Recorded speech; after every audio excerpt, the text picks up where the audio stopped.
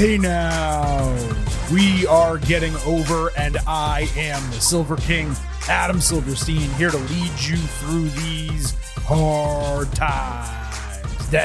With a special supersized NXT edition of your favorite professional wrestling podcast. That's right, Getting Over is back once again, and while it is Thursday, and you do know exactly what that means, on this particular episode, we are here to break down everything that happened Tuesday night on NXT. We will also have the equivalent of an ultimate preview for the NXT Roadblock television special. We will have a full breakdown of the debut episode of WWE Evolve on Tubi. And for the first time in 2025, we have a special guest joining the program. NXT play-by-play man Vic Joseph stops by for an hour-long Iron Man conversation with the Silver King. We cannot wait to bring to you this special edition of the Getting Over Wrestling podcast. On our way in, allow the Silver King to remind you that this program is all about Defy. So head over to Apple Podcasts and Spotify, leave a 5-star rating on Apple, take a little extra time, leave a 5-star written review. If you do, we will read it live right here on the show. Don't forget to subscribe to us on YouTube at Getting Overcast. Not only do we have full audio episodes posted there, we have clips from all of our prior interviews, and this interview with Vic Joseph, I think it's 61 minutes, will be posted in its entirety on Friday. So if you happen to be listening to this show on Thursday and you get to the interview and you're like, hey, I want to see Silver King and Vic, I want to see them go at it a little bit, then you can go ahead and wait until Friday for that. But there will be timestamps in the episode description of this program, so you can jump around if necessary. As always, I do hope you listen to the entire show. Please remember to follow us on social media at Getting Overcast on Twitter, at Getting Over on Blue Sky. Episode drops, news, analysis, highlights, and all of that good stuff. You get it in both of those places. You can also send in questions and comments for the show, and you can email us as well, gettingoverpod@gmail.com. So like I said, there's a ton for us to discuss on this particular episode. Let me give you the table of contents up at the start here. We're going to kick off with a breakdown of everything that happened on NXT that is not directly related to Roadblock. Then we're going to welcome in Vic Joseph, have our extensive conversation. There'll be some preview of NXT Roadblock in there, but we discuss a ton of topics, everything from him starting out in sports broadcasting in Cleveland to the most recent situation with Corey Graves, moving from the WWE main roster back to NXT alongside Vic and Booker T. It's a great conversation. Loved having him on the show. Appreciate WWE for providing us with that opportunity, but you're going to have to wait for that just a little bit. Once the conversation with Vic concludes, we will have your NXT Roadblock quasi-ultimate preview, and we will wrap up the show with a full breakdown of the debut of WWE Evolve on Tubi. So a 4-part show. Again, timestamps in the episode description if you want to jump around, but I do insist that you listen to the entire program. So with that said, let's just dive right into it. We'll talk NXT from Tuesday night. It was preempted in a couple markets due to a big political speech. We'll just leave that at that. I think New York and maybe Chicago or Los Angeles, like pretty damn big markets, didn't get it, I believe, until Wednesday. But nevertheless, most of what I've heard have been positive reviews coming out of NXT, and that's how I felt when I was watching it. I didn't myself get an opportunity to watch it until Wednesday. I was out Tuesday night with a company function that I had a great time. But, you know, watching NXT not live, it's still a great experience. I mean, I talk to you guys all the time about how it's my favorite watch of the week. Even if other episodes are better, I can always count that NXT will deliver 2 hours of fun. But watching it on delay, I mean, it was faster because obviously you can go through the commercials. There's just something missing for me from the live experience. I don't know. Maybe I really do feel that way about all wrestling, but NXT in particular. But nevertheless, we have an absolute ton to discuss. So let's talk about everything that is not directly related to Roadblock. Well, most of these are not directly related to Roadblock. So the show opened with Chelsea Green and Piper Niven against Sol Ruca and Zarya. This was fire right out of the gate, opening match. Funny comment from Vic telling Corey he could take over Chelsea's social media accounts, which I just found humorous given the recent situation. Zarya speared both her opponents. Green kicked out and then caught her with a gutbuster that was followed by a Niven senton. This as her nose, by the way, got completely busted open. The Faces hit a moonsault doomsday device on Chelsea. They dodged Piper, who accidentally splashed her partner. Then Zarya hit her with an F5 onto Chelsea's body before Ruka delivered Soul Snatcher and got the definitive win. This was a fantastic match. The team of Soul and Zarya that's really, really working. The combination of the power and the athleticism, it really helps them stand out when you have a tag team, especially one that's put together, after the fact, after they're already known as singles performers, and they just have a unique chemistry, yet they bring something different to the table. Those are the ones that are memorable. Beating Chelsea in this situation, the active and current United States champion, who just got beat by Naomi clean, mind you, right before Elimination Chamber. That to me is immensely questionable. She has now lost 5 straight matches. I know she's a heel. I know the losses don't matter in terms of the way she's perceived. But Chelsea is also the brand new inaugural champion, presently trying to establish a title. Can you imagine if Seth Rollins lost again and again and again when he first got the World Heavyweight Championship? They would never book him that way. Again, this is the equivalent of her taking a tag finisher and then 2 singles finishes consecutively just to be pinned, but she still got pinned. Why not just do that to Piper instead? But again, look, the match was great. It was a ton of fun to start the show. That's just an issue I had with the booking. Sol and Zarya, they have something. I'd love to see them fighting Liv Morgan and Raquel Rodriguez. That foursome would be special. So Jordynne Grace was pitching something with Roxanne Perez to Ava when Cora Jade interrupted and denied their BFFs. She thanked Ava for getting her a TNA Knockouts title match against Masha Slamovich, saying she would do more with that title than either of them, Masha or Jordynne.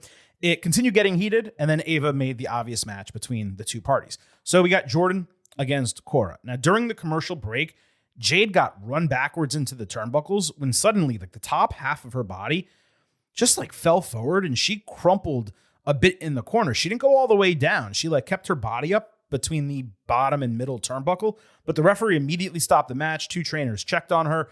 For some reason, people thought she injured her knee. But like I said, she was sitting up against the turnbuckles and totally fine. I thought it was a stinger. Reports early Thursday are that she's in concussion protocol. Regardless, we, of course, wish her a speedy recovery. But they called that match off as soon as they came back from commercial.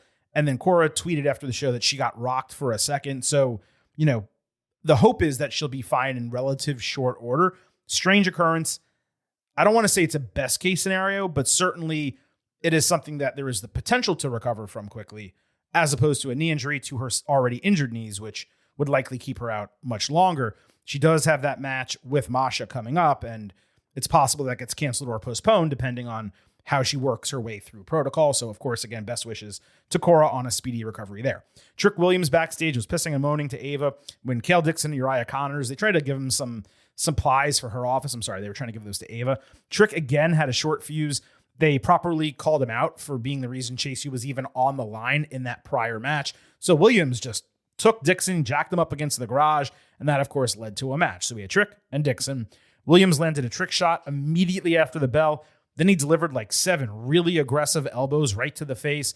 And the referee, of course, called the match. It was a ref stoppage, ended in 10 seconds. Trick dared Eddie Thorpe to meet him.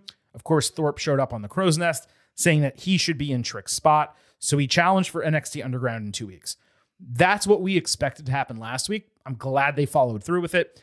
I'm not sure how Trick is going to do in a match like that, but I'm loving this direction of his character. And while I hate Trick Shot with a fiery passion, I will repeat as many times as I need to, he is big and strong and athletic. The dude is like DK Metcalf, but a professional wrestler. He can do a lot more than a pump knee as a finisher, and I just want to see him advance his moveset, for lack of a better term, and come up with a better final move. But this squash, despite that, was extremely well done. Dixon sold well, and Trick continues to get over in this altered version of the character that we're seeing from him. We had Kalani Jordan against Jada Parker. Even though Jada's new entrance music frankly sucks, the Orlando fans have started chanting Ms. Parker to the beat, which definitely improves it. They should probably tweak the theme and add some type of tune to the background so it encourages people to chant that, but it works. Lonnie did a cool twisting handstand leg drop off the top rope like she was dismounting a pommel horse. Then she caught Jada on the top rope for an avalanche Spanish fly. Parker caught Jordan with hypnotic ringside. When she tried again, Lonnie dodged her into the steps. She missed a 450 back inside. Jada took advantage, landed another hypnotic, and got the win. Then she yelled that she'll be watching the two champions live at Roadblock. Another fantastic women's match, the unquestionable right winner. I went 3.75 stars and a B+ for it. Both of their consistent, continued improvement is immensely notable. Jordan has been doing a much better job recently knowing when and where to use her athleticism rather than just spamming high risk and flippy moves for really no reason whatsoever. This loss should ideally be further motivation to push her to continue developing her like tweener character that she's currently doing. I thought it was successful, all things considered. This may wind up being between Lani and Jada like a long-term rivalry from NXT to the main roster because both of them are going to make it. And the only question is going to be at what level they actually get to. But we've already told you Parker is a, WrestleMania women's title match, possible main eventer one day. That's the type of charisma and ability that she has. I've called her the female Triple H for years now. I fully believe that. Ricky Saints came across Ridge Holland backstage. He said that Ricky's win last week didn't move him and he doesn't belong there. Then he bumped into Shawn Spears, who smiled, saying that he would be the one to televise the Revolution when he wins the North American Championship. Of course, Spears and Saints worked together in AEW, as did Ethan Page, which they had that interaction previously. D'Angelo family were interviewed backstage by Kelly Kincaid, who, by the way, returned from pregnancy and maternity leave, so congratulations to her. Tony D held his tongue due to being on the CW, reminded that Stax makes decisions when he's not around, but he said, hey, I am around, and he promised the Spears family was nothing compared to their family. This match also got a video package that didn't really add that much. So North American title was on the line. Tony D'Angelo against Spears at main event at NXT. Spears dominated early. D'Angelo got a near fall on a sudden spear. Then he powered out of a sharpshooter and hit forget about it. It looked like Izzy Dame was supposed to put Spears' foot on the bottom rope, but he was too far away, so he kicked out instead. The families both brawled with Spears shoving Stax into the ropes. That pounced D'Angelo off the ring apron into a chair that was on the ground ringside. He sold the lower back that got injured in the steel cage. Spears then delivered C4. That was a false finish. Tony D flipped out of a move, went for his spinebuster finisher, but upon lifting Spears, D'Angelo's back just completely gave out. That allowed Spears to catch him in a really tight, seemingly painful cover and get the surprise title change via pinfall. I was not sure that NXT would actually do it, but I got to tell you, this was absolutely the right decision. What have we been saying for weeks? D'Angelo's title reign has been dog shit. Total failure to capitalize on an over babyface, beating the most dominant wrestler on the brand in Obafemi. D'Angelo badly needed a reset, as did the North American title. And while Spears may not be like the most exciting champion, there is a level of interest in the faction now that it's built, and he's unironically a good hand. And whether Tony D wins it back or another babyface ultimately overcomes him, they will get over from beating him. Beyond all of that, though, the match was quite well booked. They worked D'Angelo's back and the seeming rift with Stax into the equation. It was not that dissimilar of a decision and booking concept from what we got Monday night with Rhea Ripley. Granted, that was to set up a WrestleMania match, but the idea was that one of Rhea's weaknesses cost her. It was set into motion accidentally by someone she believed maybe not to be a friend, but at least not to be a hater. And it was a necessary title change for a reign that had not been successful to this point. So in both cases, we're going to be entering WrestleMania season with, I don't want to necessarily say better champions, but perhaps necessary champions, so that the people who were supposed to be getting over with the titles, Ripley and now D'Angelo, have an opportunity to kind of readjust what they're doing. And again, with Tony D, I don't exactly know the situation. He might be injured. They took him off the title for that reason. With Rhea, perhaps this was always the plan. Perhaps it was a reaction to the way things have been going for her recently.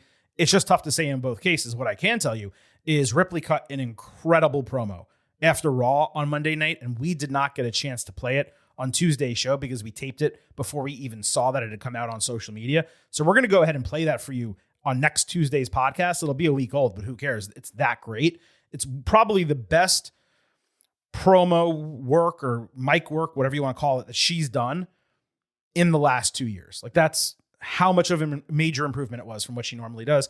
But now D'Angelo, in this case, if he's not injured, if he's going to continue being on TV regularly, he has an opportunity to kind of refresh his character, go back after the title, and get people believing in him again. So overall, a successful episode of NXT. We, of course, still have a ton to talk about from the show. There are, I'm doing a quick count here, 5 matches on this NXT Roadblock card. And do not get it twisted. This is a premium live event card on free television, the CW next Tuesday night. It's just immense. I mean, you have the Hardy Boys and Moose from TNA Wrestling. You have two explosive women's matches, Jordynne Grace and Roxanne, which, is a rematch from when Roxy was champion and Jordan challenged her. You have the Julia and Stephanie Vicaire match, which there will be a clarification about in this interview that we will then use in our ultimate preview later. Obafemi will be fighting Moose. The Hardy Boys will be fighting Fraxium, and then Javon Evans, Ethan Page, grudge match. It's a street fight, and I think we all know the way that's going to play out. But we are going to break down every single match from NXT Roadblock on the other side of our interview with Vic Joseph. Before we get to that, though, the Silver King does need to remind you. I happen to love the number 5. And I hope you do as well, because for $5 a month, $50 for the entire year, you can become an official Getting Overhead.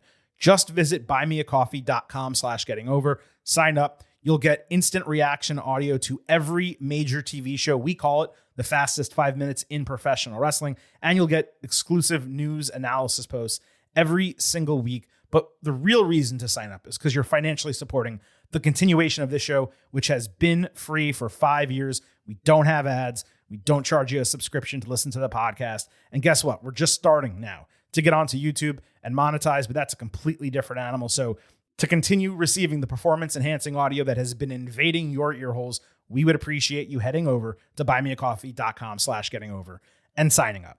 With that said, it is now officially time for the Silver King to welcome in NXT play-by-play man Vic Joseph to the show.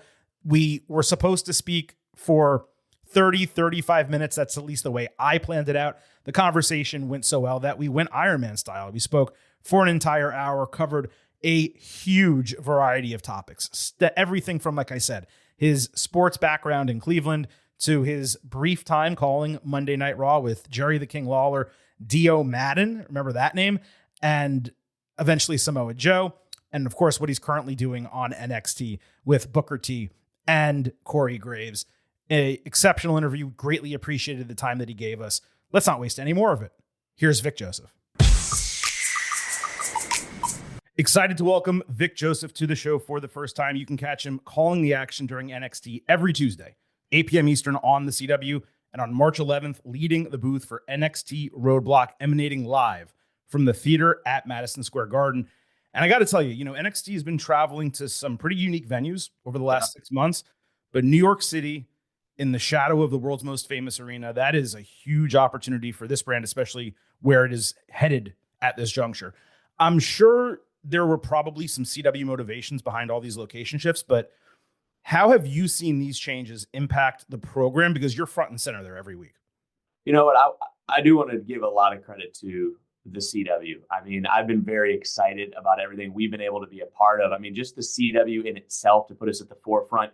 They have ACC football, Pac-12 football. They got basketball. They got Live Golf. They have Xfinity NASCAR series along with us. So to be a part of all that, and I like to say it this way, from the ground up, it's very rare now in professional wrestling that you can say I began at the ground floor and helped be part of the building process. And everyone in NXT right now, from the Heartbreak Kid Shawn Michaels to head coach Matt Bloom to the head writer Johnny Russo to the men and the women that are there every single Tuesday, to myself, to Booker, to Corey, to the referees, to the production team, everybody was there from the ground floor and have helped build this. So I have been super excited every single week, whether it was Chicago, whether it was St. Louis, Los Angeles, Cincinnati, we're going to New York. I mean, it's been absolutely unbelievable. And to see how this has grown every single week, sometimes you sit back and you go, man, we just did that.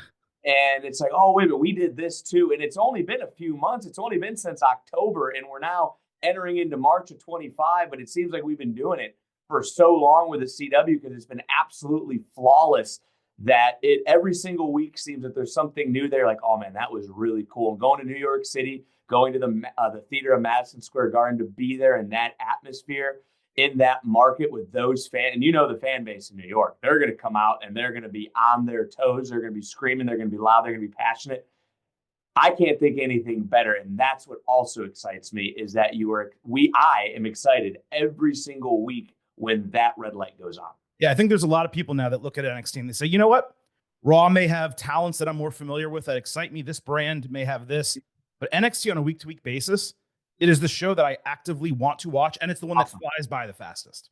Well, I thank you for that, by the way. So I appreciate that. I see the NXT hat sitting there in the background. Great, by the way, Florida Gators background. If some people are going to watch this, they're not Gators fans. Just the passion you have for a sports team, being from Cleveland, I can relate to this. Of course. Sure.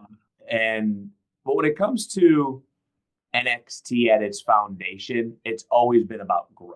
You say you've watched it. It's like it excites you every single week. It's one you love to watch. It's must-see TV.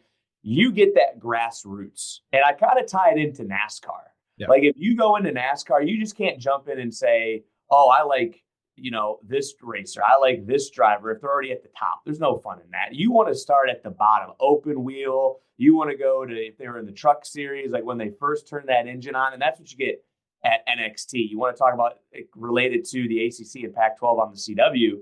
It's that college player that you started to follow because he came to the Gators. Yep. And you watched his rise. And now he's going to NXT and you're seeing how his trajectory could be. And he's starting to build. And then he shows up on a Raw and a SmackDown. I mean, you get a chance to see somebody begin on LFG, for instance, on Legends and Future Greats, and make their way all the way to WrestleMania. I mean, you were part of their journey. There's something extra about that. Oh, definitely. And such a huge portion of the WWE main roster right now is made up of people who either got their start in NXT or at least did a lot of work in NXT, getting themselves ready to get those opportunities on Raw, SmackDown, and then WrestleMania. What I loved at the beginning, by the way, was that you didn't just say Shawn Michaels. You said the Heartbreak Kid, Shawn Michaels, because we're of a similar age, and that's connected. You don't say Steve Austin. You say Stone Cold Steve Austin. Stone Cold Steve Austin, right. It doesn't matter that is your boss, that he's a vice president of the company. He's the Heartbreak Kid, Shawn Michaels. He's also, and I've said this, if people have followed, the interviews that I've done, he's my hero. I mean, he is my childhood hero. And you can look at it however you want. Like I wanted to become a WWE personality because of Shawn Michaels. I watched every week because of Shawn Michaels. My first VHS tape, yes, dating myself here. The first VHS tape I ever bought was Royal Rumble 95. And I remember getting it and putting it in and watching it. And I'll never be able to really poetically speak about how much he means to me on a personal level. He was there with me when my dad was sick and my dad passed. He's been there for the ups and the downs of my WWE career. And to be there and have his trust every single Tuesday and to joke and to be able to bounce ideas off. I mean, it's that in itself is a dream come true because he was the quintessential superstar that made me want to get into this business. And now he's reaching back and now he's helping this next generation and the generations. And that just shows you how much the man loves this business, how much he cares about this business. And the same can be said for Triple H, for everything that they put into it when they don't need to. They give it everything they have so that I can learn, so that this new superstar in NXT can learn, so that the person on Raw or SmackDown can take that next step, whether it's a Gunther or a Jey Uso or an LA Knight or a Tiffany Stratton. And we can keep throwing names out. And it's just amazing to see that they go from someone you watch on TV and you're a fan of, to then they become your boss, to then they become your mentor, and then you start to build a friendship. It's funny that you mentioned that stuff with Shawn, because I can't flip my camera around. And now that you mentioned all the Florida Gator stuff behind me, I'm realizing I should have like a wrestling side and a Florida side. That way I can differentiate. But the one piece of wrestling memorabilia I have in this office is a piece of the mat from WrestleMania 12 signed by Shawn Michaels. One of those things that they signed in the main event. He won, boyhood dream realized, the whole deal. Anaheim, California, Sean Brett. Yeah, it was exceptional. What's it like? What else do you have in there? I have an ECW championship belt. Okay. I have a pretty cool as well. I got a pretty cool piece of memorabilia. What you got? When I was working with Beth Phoenix. Okay. I just happened, and my wife Mackenzie said, "You cannot ask Beth this." I said, "Honey, I'm doing it." Yeah. So she's sitting there. Wade Barrett's over here making fun of me, and Beth's to my left. I said, "Beth, out of curiosity, if your husband is like ever going through his like yesteryear box or whatever phrase you want to give it, and Sure. You're trying to make room in a closet or an attic or a storage area. Right. And he's going to toss something. You mind throwing that in a bag and, just bringing it over to me? And she kind of looked at me funny and goes, yeah, I'll ask. My wife said, I told you so. That was weird. Yeah. Her last day, the show ends. She hands me a bag and she said, this is for you. And I opened it up and it was Edge's elbow pads from WrestleMania or from Royal Rumble when he won at number 1, which would have been 21. Sure. 21 maybe. He signed one Edge and then he wrote me a nice personalized message because I've known him for a number of years. So that's the coolest piece of memorabilia I have, are those Edge elbow pads in the shadow box. Yeah. I mean, getting the unique wrestler memorabilia is certainly special. This was WWE produced and signed, and it's in a nice little plaque. But no, it's a great thing to have. So, look, let's talk a little bit about how you started, right? Because I think some people understand, perhaps not everyone. You had an extensive sports radio broadcasting career, which is interesting to me because I literally work in sports. And that was in Cleveland. You were dipping your toe into the wrestling business at the same time. Yeah. What was that like, being known locally in a pretty damn big market, by the way, and then showing up to these indie shows, basically doing something completely different on the side?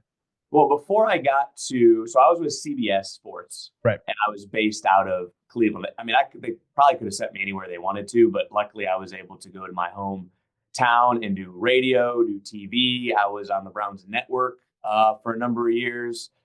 Being there and being with CBS, got to cover a number of NBA finals. I got to cover World Series. I was an update anchor for the Olympics. So there was that cool side of things. Before that, I was doing affiliate work with the Cincinnati Reds, doing some baseball, but at the same time doing regional ESPN, local radio, you name it, for Division II, Division I, NCAA tournament games. Mm-hmm. I remember doing a Michigan State, Boise State football game, an Ohio State basketball game for Westwood One, and then going and covering the local high school team that if I sneezed, the whole city would have felt the mist. Right. So that's how small it was to get to Cleveland.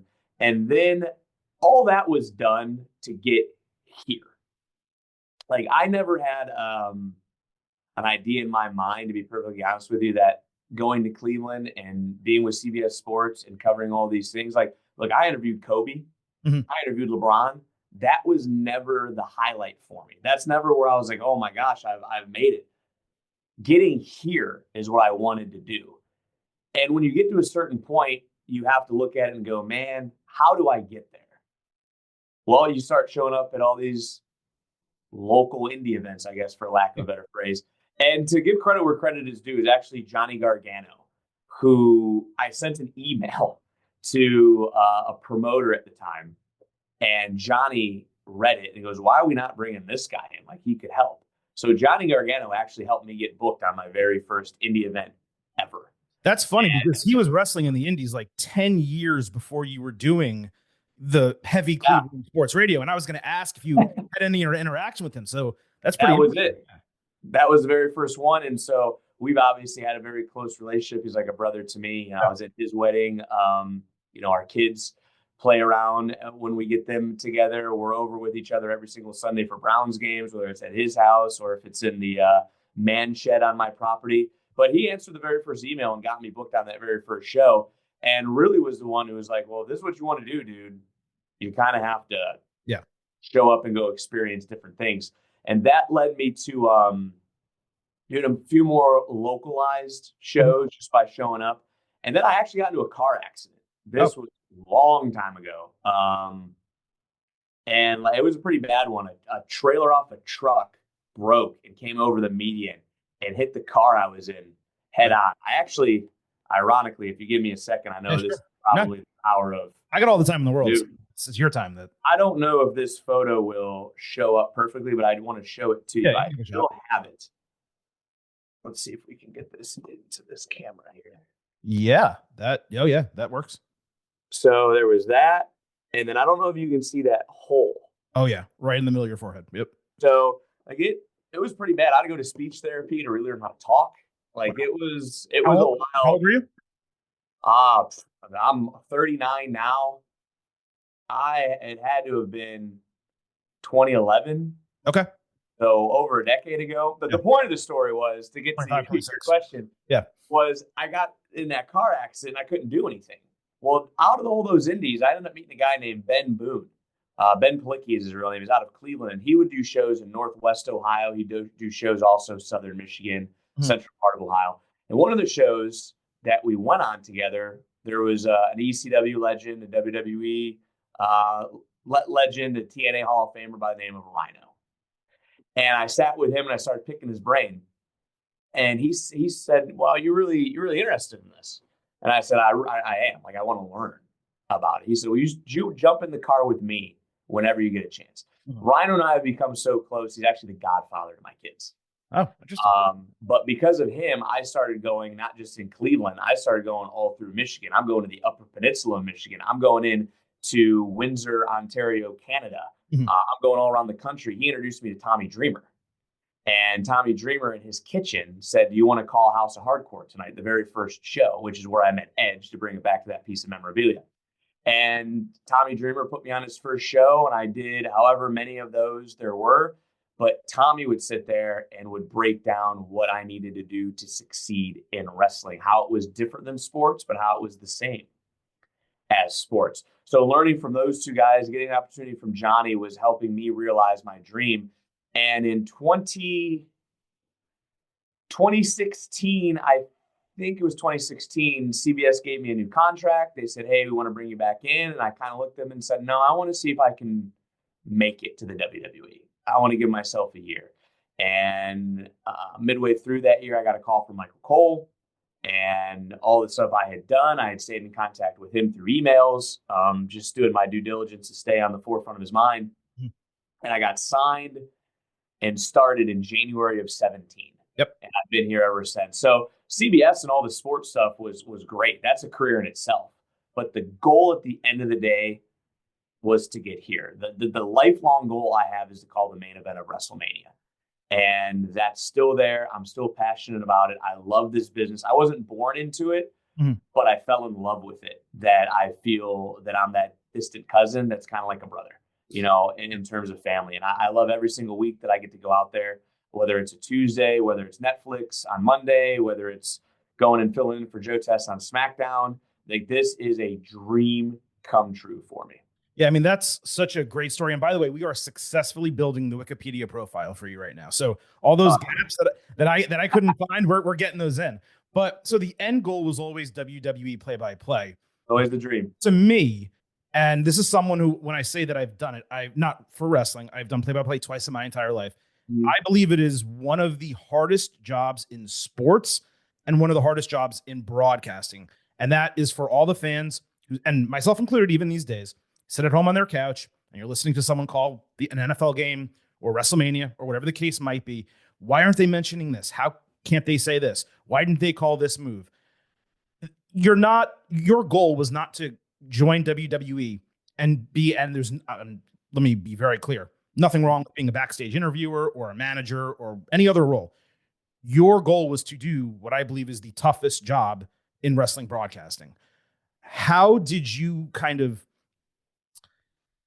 I don't want to say earn those chops, but how did you work on the wrestling play-by-play aspect that is so vastly different from the sports play-by-play aspect? Or perhaps it's not, and I'm wrong about that. No, I mean, there is different similarities to it. My father-in-law, my stepfather, before he passed away, always would tell me that I used to talk like a clapper on a duck's ass, a little. Yeah. He said, "Your mouth is either going to make you or it's going to break you," because all I ever did was either make believe football in the front yard, make believe basketball in the front yard, Gotcha. make believe baseball in the front yard, or I was playing with my Hasbro action figures doing, wrestling commentating. Getting to work with Tommy, though, with House of Hardcore, he really gave me a good foundation. If you think about building a house, he gave me the foundation. He built the walls. Gotcha. And it wasn't until I got here and I got to learn from Michael Cole, where he was like, "Nope, look at this. You see this in the distance. Add this in there. Use a descriptive word. How can we enhance this? How can you say this, but also promote something?" It's a lot to digest. Yeah. But how do you find your own voice? How do you stay the way you are? Because we hired you for a reason. And so you throw all those things into a pot and you try to figure it out. And a lot of it is baptism by fire. Yep. You know, you're going to, in anything, you're going to make mistakes. You're going to learn from it. The next growth in my broadcasting here was actually when Joe Tessitore came on, when Lee Fitting came aboard as well. Because Joe Tess sat with me and was like, man, you do such a great job of doing this and doing that. And I go, well, I just call it basketball. And then it clicked. How can I call wrestling the same way I call basketball, still tell a story, but start calling the moves and try to appease everything? And if you think you've called basketball, correct, or am I wrong?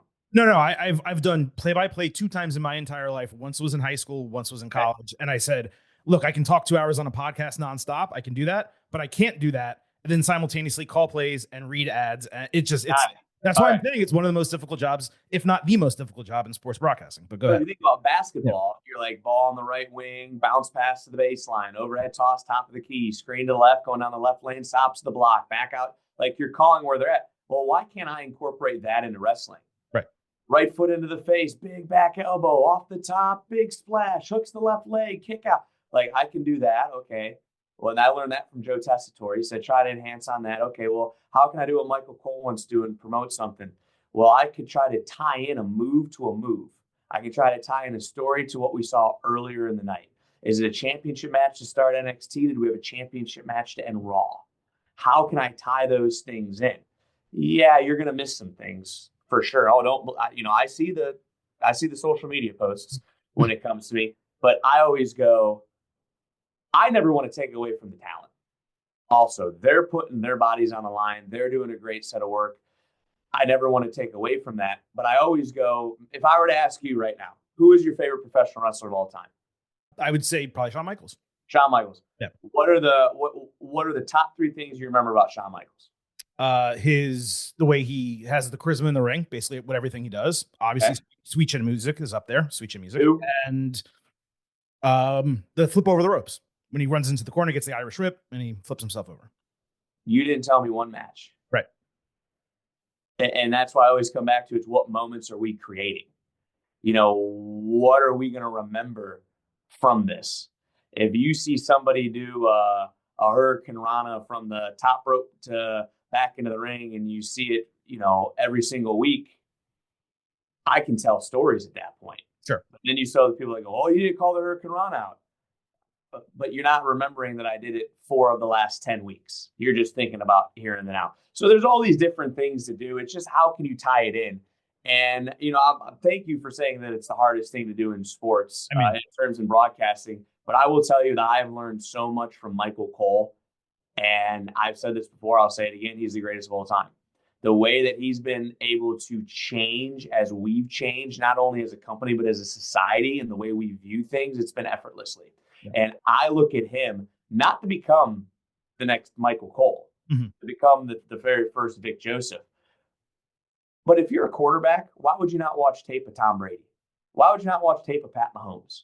If you were a basketball player, why would you not be watching tape of LeBron James or Kobe or Michael Jordan? Why would you not study the greats that came before you and try to pick a few things, mold them into your own?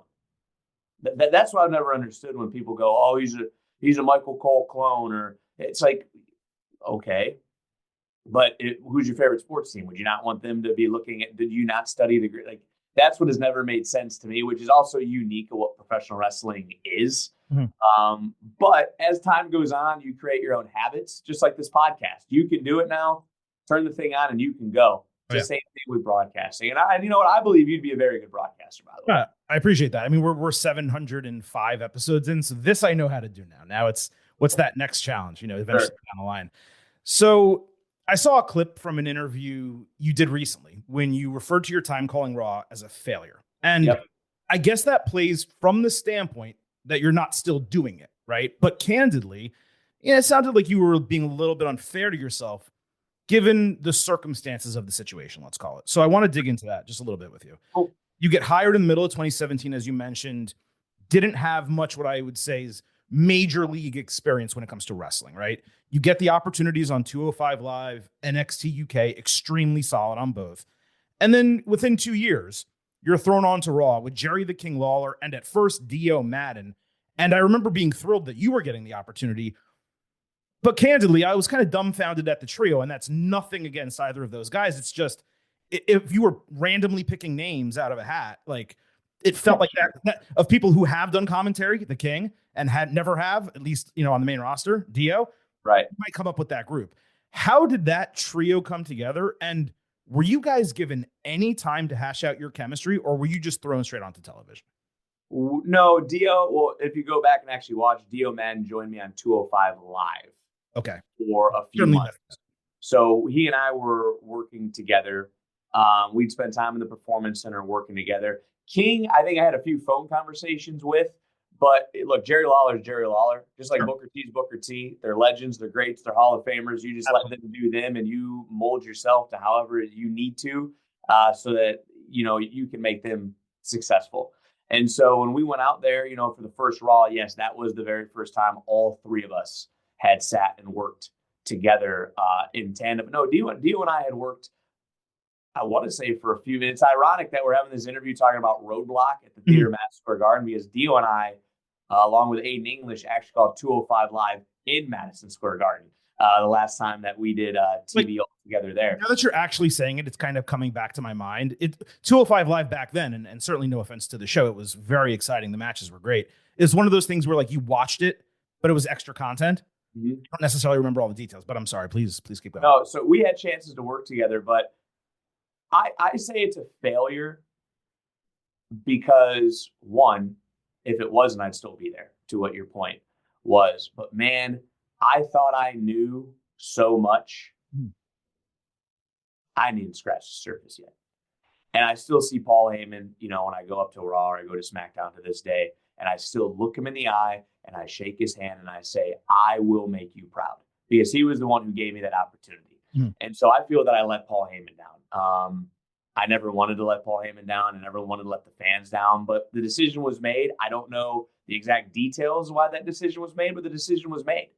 And I had to have that failure really, might have to bleep me here. It was a kick in the ass to me, because I was going home and I was just sitting, cool, show up next Monday.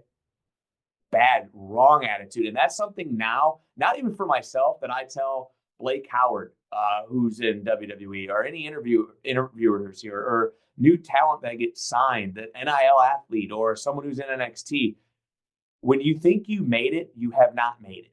And I thought I had made it. And that was the wrong attitude to have. And that's why I'm so thankful, going back to Sean and Triple H, to giving me this opportunity, because frankly, I could have been let go. Right after that point, when I was taken off, COVID hit, the pandemic hit, and all gloves are off, all bets are off at that point. And they hung on to me because they saw something in me, and I need to pay it back to Sean. I need to pay it back to Hunter. I need to pay it back to Michael Cole, all those guys that trusted me. And I had the wrong attitude at that point. That's why now I watch every Raw and I break down what's happening. I write notes, and how can I get that into Tuesday? And then I'm there, obviously, Tuesday. If I wasn't, it'd be a different issue. But I'm there every Tuesday, and then I'm watching Friday. And I'm saying, okay, what can I take from Friday to bring it into next Tuesday? Or what on Tuesday can I incorporate into Friday? Or do we have a PLE coming up? How can I promote that? And at that point in my career, when I was doing Raw, I was not thinking about any of that. I was playing checkers when I should have been playing chess. That's what I mean by it was a failure. I failed those who gave me the opportunity. I failed the fans. I failed myself, that I wasn't doing what I needed to do. And but if you're saying that, you're saying you feel like you got a fair shake with that. Yeah, I was given the opportunity. I don't think anything that happens in the WWE, if you're given the ball, you run with it. You either run with it and you score, or you fumble it. Gotcha. It's on us as the performers. It's on us as the individuals to make the most out of what's given. If you got 3 minutes of TV time, you better make that the best damn 3 minutes you got. That's on us. I had Raw for a few months. Yeah, it was a short time, but I also had, you can go back and watch Survivor Series. It was Brock versus Rey Mysterio. I'll still put that call up against any call I've ever had. But then you go, one call doesn't make a career. Sure. And if you go to the Raws in between, oh man, that's cringeworthy. I got to scratch my head on that. So I do think I was given a fair shake, because I was given the opportunity. I didn't make the most of that opportunity, and not making the most of every single week that I have now in NXT to build that trust back up with whomever I lost trust with. Mm-hmm. And maybe I didn't lose trust with anybody, and that includes the fans. Because I want to make every Tuesday or every time Vic Joseph is on a Raw or a SmackDown or a PLE, I want you guys to know that the person sitting there doesn't take that seat for granted. That the partners I'm working with, I don't take them for granted. The matches I don't take for granted, and the dream that I have that I'm living, I don't take for granted. Because at the end of the day, I am not just a WWE commentator. I'm a professional wrestling fan first and foremost. No, it makes sense. From an outsider's perspective, and certainly we don't know the machinations of everything that goes on internally, but I would look at it from the standpoint of you had a different person in your ear then than you do now, certainly. And I imagine that Shawn Michaels is quite different in production than Vince McMahon was previously. And, the team kept changing, and there were a lot of things that appeared to happen that were beyond your control. So I think it's simultaneously fair to say, yeah, I failed, it didn't work. But at the same time, perhaps I could have been put in a better situation to succeed. Well, I'll throw something to you here too. I always talk about learning experiences, right? I think every day we're learning, especially in the world of professional wrestling with everything that's changing, all these different moving pieces.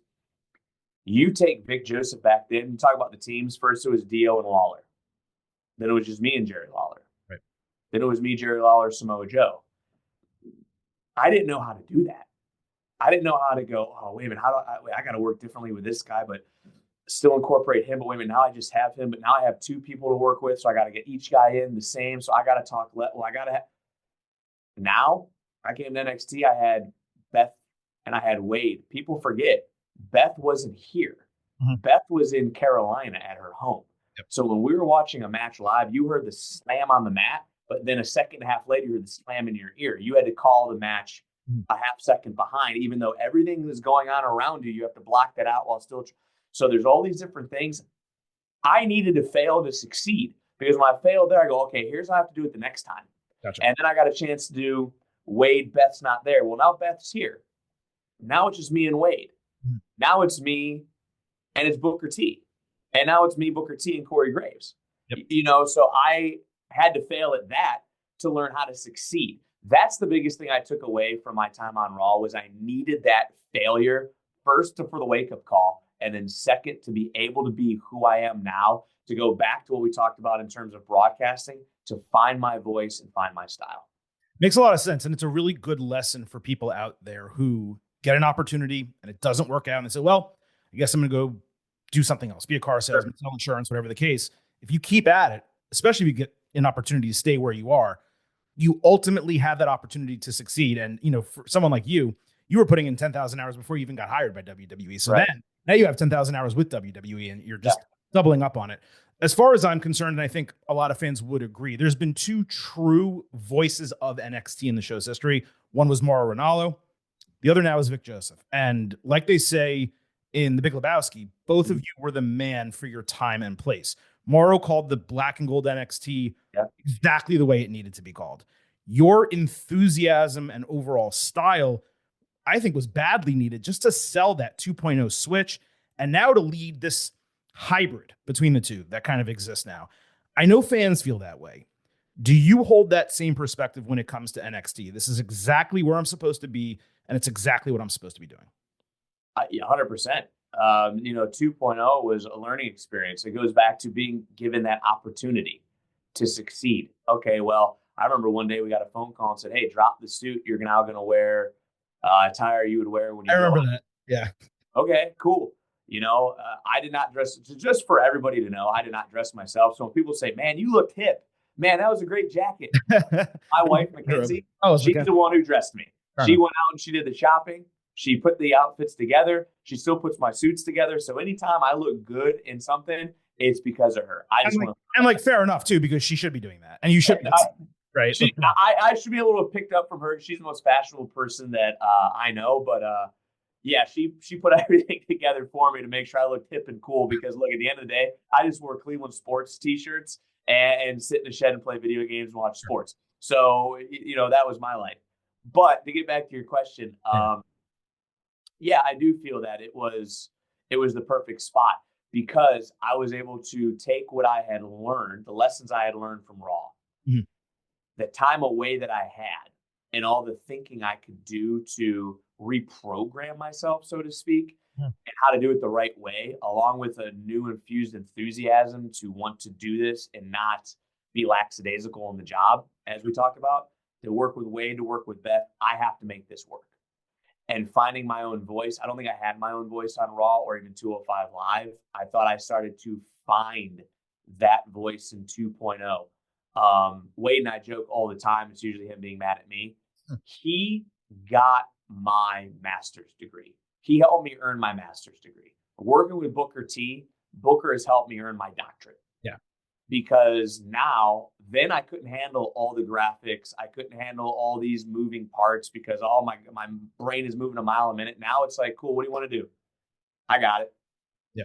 And I'm calling the shots, at the table. I'm confident that when we sit down, that's my table.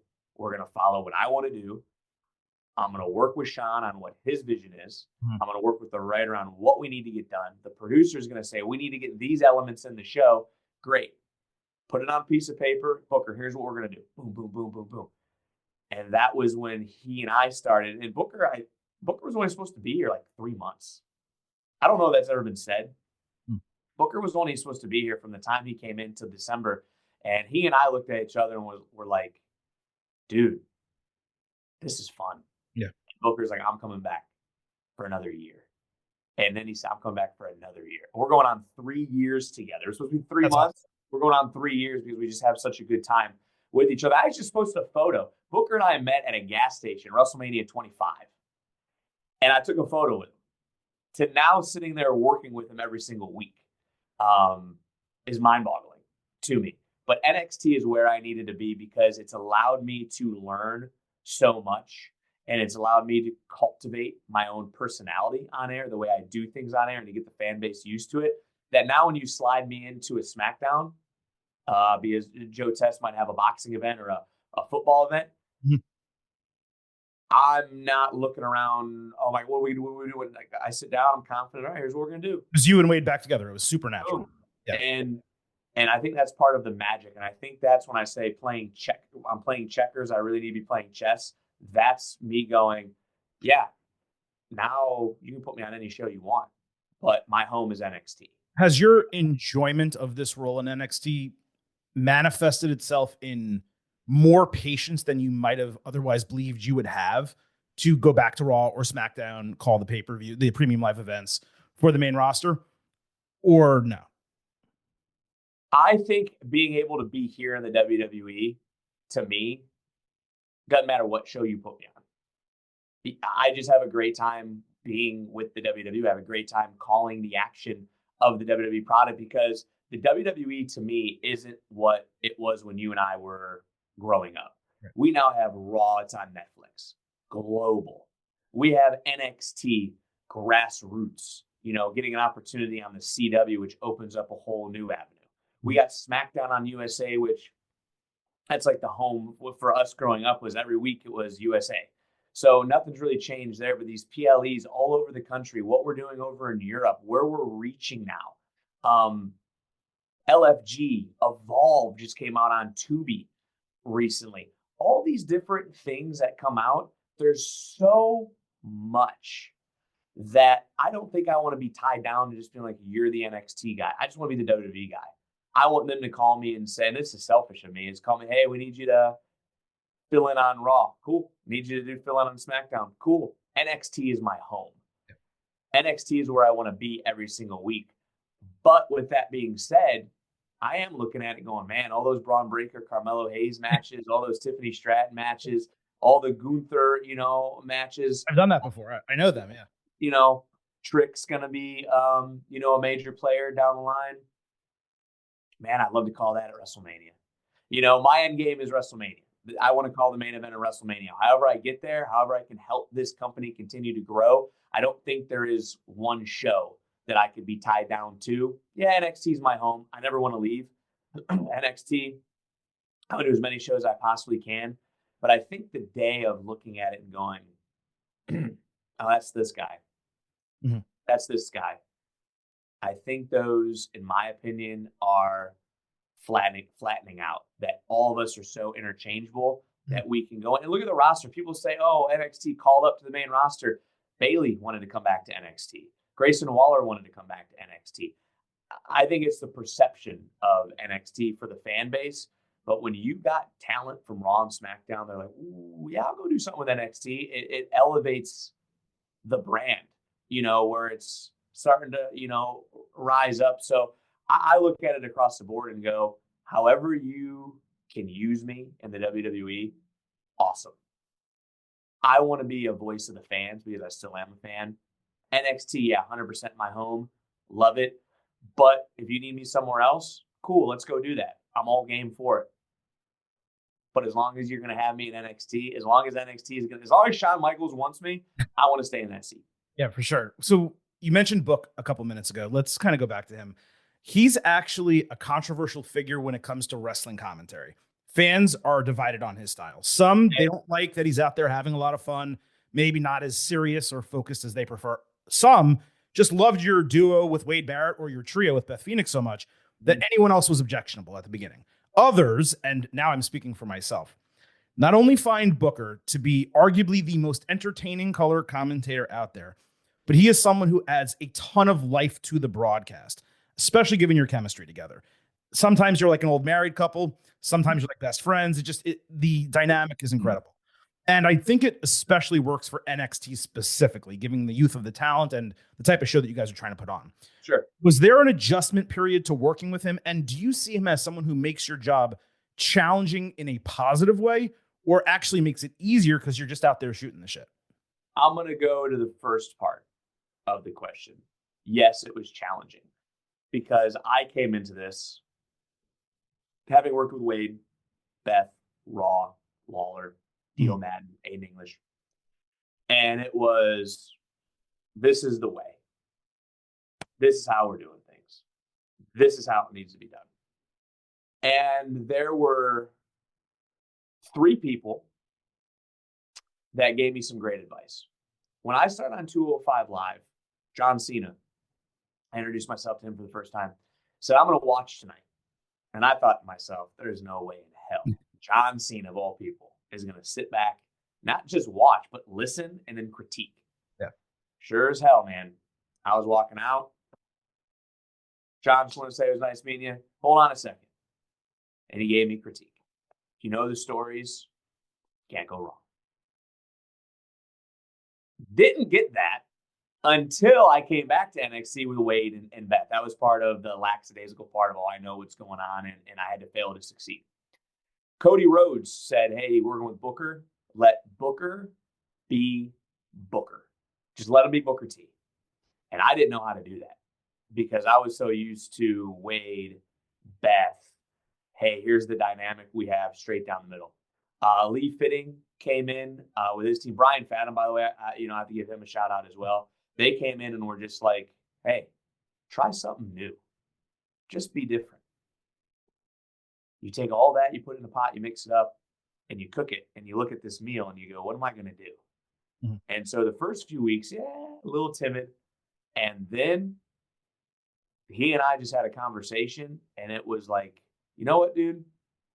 Let's just go out there and be 2 guys and just call some wrestling. Because Sean and Triple H always said, just be 2 friends on the couch. Mm-hmm. That's what we look to be. People don't realize that if you're sitting at home and you're watching the show and I don't like this. Well, I like this. Well, I don't like, why would they do? He looks this way. It's really what we're doing. We're just 2 friends sitting on a couch watching professional wrestling. We are who you are at home, just sitting there in a WWE, molded way of doing things. Mm-hmm. And once we figured that formula out, that's why he said, I'm coming back for another year because this is too fun. You can't have the Vic and Booker style. It's not what you see on Raw and SmackDown, but also SmackDown isn't what you hear on Raw. Right. And Raw isn't what you hear. It's 3 different styles. And that's what I think is so unique and so beautiful about these 3 unique teams is, yes, it's still professional wrestling, but it's 3 different soundtracks. Mm-hmm. And each soundtrack is different. And yeah, you may not like classical music, but you may like that one thing by Beethoven because you really like, pop music. But I don't really like pop music, except I do like NSYNC, but I'm more of a hard rock guy. But I don't like hard rock, but I like everybody has their own piece of, I do like that a little bit, but I like this more. It's cool. Fine. Right. My daughter loves vanilla ice cream. I want some peanut butter in my ice cream. My son just wants chocolate. We all like ice cream. 3 different flavors. Right. My wife doesn't like ice cream at all. She wants cookie. Like it's all dessert at the end of the day. I will also say this, and this is no BS. This is not blowing smoke. Of everything I've done, we talk about my start in broadcasting, the NBA Finals, covering the World Series, Browns, CBS, NCAA, all of it. Booker T is the best broadcast partner I've ever had. And I put that on my father. That is not a company line. Mm-hmm. Booker T is the best broadcast partner I've ever had because he helped me find who I was. And that's why I say Wade Barrett got my master's degree. He got me to this point. Wade Barrett got my confidence back that I could do this job. Beth Phoenix as well, that I could do this job. Mm-hmm.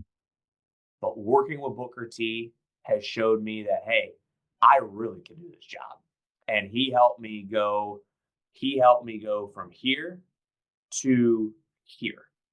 And it's because of him that I have all the confidence in the world. Because if something goes, like you said, well, there's graphics and there's this and there's that. Go back and watch Raw. I had to split all that up. I couldn't handle it. Now I have to handle it. And it's because of Booker. And Booker has pushed me and tested me and has pushed me to become better, but also lighten up. At the end of the day, it's professional wrestling. It's supposed to be fun. He's out here freestyling the Sexy Red one week, standing up, and I'm trying to get into a wrestling match. Like, how do you do that? You better learn. Yeah. And that's why I let Book be Book. It's only helped me become better. Yeah, that's exactly what I noticed. It's he wants to have fun, and he's going to make you have fun with him. One way or another, it's going to happen. So you guys were running hot. Corey Graves has now hopped into the booth. And after that first week, I'd say it's been pretty seamless ever since. Not really surprising because Corey's great. You guys have chemistry before. And now he had a lot of experience coming in doing both jobs, color commentating, and of course the play-by-play. Given you guys have been friends for a while, how big of a personal hill do you feel like he needed to overcome given the situation that led him back to NXT? I think he had to have a new set of eyes and, take a deep breath. And something we've always talked about, we used to travel in the car together, was, hey, man, it'd be cool to call the shows together one day. And I think once he and I had the talk, like, dude, this is what we've always talked about. Mm-hmm. He was kind of like, yeah, you're right. And, I always wear a bow tie every WrestleMania. It's a velour bow tie. People forget. And I think I've told this story one time, but Corey Graves gave me that as a gift at my very first WrestleMania.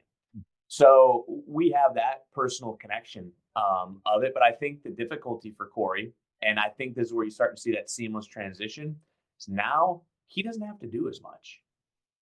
Now he can take a deep breath. Now he can take a step back and understand that it is three of us, three unique individuals, three distinct personalities for one goal, for one show. And so it's been getting better each and every week. And it's only going to get better. I mean, all three of us are just stoked to be in New York on Tuesday, Theater of Madison Square Garden. I mean, it's a great card. It's a great opportunity. And it's a chance for not only the brand, but us as a broadcast team to take that next step together and start looking at our first WrestleMania weekend in Las Vegas. So something that Corey does really well that I've always felt important is call out the names of wrestlers' signature moves. So not drop kick or this or that, but trick shot, pop rocks, whatever the case might be. Yeah. What I've noticed, and I just want to get your perspective on this because I think our listeners would kill me because I talk about it all the time on the show. And if I have Vic Joseph on and I don't ask him, they'd be upset. Is with the developmental talent, and certainly they are developing, okay? But even some who are more experienced, who have been on TV for a year, 2 years, they don't necessarily have as many special names for their moves as you will see on the main roster and elsewhere. I've always been of the belief the more intimate an audience can become with an individual, the more likely they are to grab onto that person. Sure. You calling out Trick Shot when Trick hits his finisher is far different than look at Trick hitting that pump knee and getting the win, right? Yeah. They're two different things. So is that something, do you have any input in terms of, hey, I love this move that you do. You got to give it a name. Is there a reason why perhaps there's a little bit more reluctance to do it or it's a slower process? I just want to get your perspective on that in totality. Well, Corey's really good about calling out those moves. And if you go back to, hell, he's been on Raw and SmackDown, sure, for a decade, WrestleManias. The guys and women he's been calling, their stuff has been so cemented. Sure. right? Natural selection for Charlotte Flair in the figure eight, a choke slam and a tombstone for The Undertaker. I mean, he gets to talk about John Cena and Cody Rhodes. Like, they have all these, moves that have been cemented. Mm-hmm. When you come to NXT and you take a look, again, grassroots starting, Obafemi, I think, has had less than 40 matches. Yeah, it's unbelievable. What really can you cement in 40 matches? And who's to say something's not going to change? Right. Because he's still trying to find his footing. So then when you start throwing in 10 different moves for somebody, and then all of a sudden they're going to change your whole thing because they're still building on who they are. So you're just going to scrap that. Now you as a viewer go, well, they don't do this anymore. Well, they're never going to do that again. Right. So you're remembering something that isn't what the future might hold for them. So I think that's something too that a lot of fans, when they watch, they don't think about. Nigel McGuinness told me a long time ago, why name every move? Because if you don't win with it, what's the point? So if you hit a suplex and you call it the super duper, he hit the super duper. Well, what does it mean? They didn't win with it. You're just naming a different move to name a different move. It's not unique. It's a suplex. I learned that from Nigel. And Nigel was always one that people would come up to him. And again, that was in our UK days. And they say, hey, I want to do this. I want to call it this. And you go, are you winning with it? And they go, no. Well, I put a name on it. Because then you're just burying yourself because your special thing you do doesn't win. So what makes it special? It's a good point, because one of the things that bothers many fans today is that Sami Zayn doesn't win matches with the Blue Thunder Bomb. And they're like, it's his best move. It's named, and he never wins with it. And, they don't dislike the hula kick necessarily, but they're angry that he doesn't win with that other move. Perhaps if it never had a special name, they wouldn't feel that way. Or if he didn't use it as a finisher previously. So I think a lot of people get caught in their own mind of like, well, they need to do this and that. And then they work themselves into that's actually what's supposed to happen. And that's not even close to what's supposed to. I use Bray Wyatt as a great example. When he came out and was working out, people were up in arms. Remember how angry people were? How mad the fan base was? Well, if you would have just taken a timeout, taken a deep breath, that turned into The Fiend, which now is iconic. Right. But you want to jump to a conclusion at the beginning of things. Just let it play out. I mean, I wouldn't want to watch a game if you told me, hey, it's the Gators and Ohio State national championship. Gators lose on a last-second field goal. Well, then what's the point of being excited right the whole day before the game, excited the day of the game, sitting there with your gear on with a party? You wouldn't do it. Right. Just chill out. Just sit back. Entertainment. Like that's what it is. And so that's why I don't know if I can say I have a hand in doing that. I can see why we don't do it that way. I don't even know if that makes sense to some people, but it's like if you're gonna go out there and name 15 things, we're just naming 15 things. But do you find that it does enhance, especially once they develop further along? Do you find that it does enhance the buy-in though? Well, now you look at Sami Zayn, he's won with the Blue Thunder Bomb. Now when he hits it, you go, oh, this could be it. Oh, man, I thought he would have won with that hula kick. Oh, my God, he did win.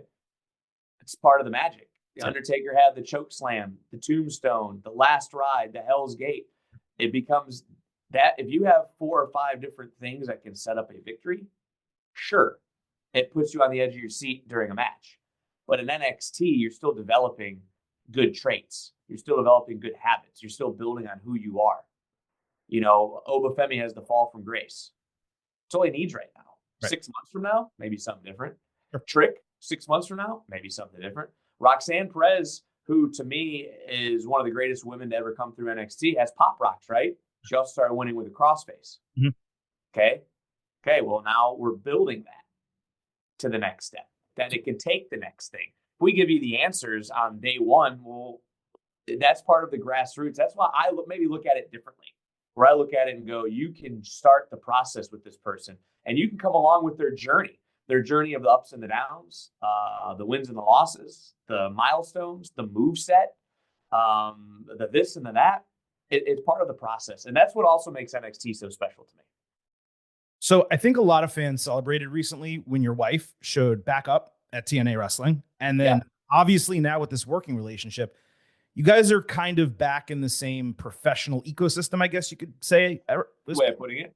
But a lot of us were pretty bummed and frankly surprised, of course, when she was released by WWE. I know this is a fine line to walk. I get it.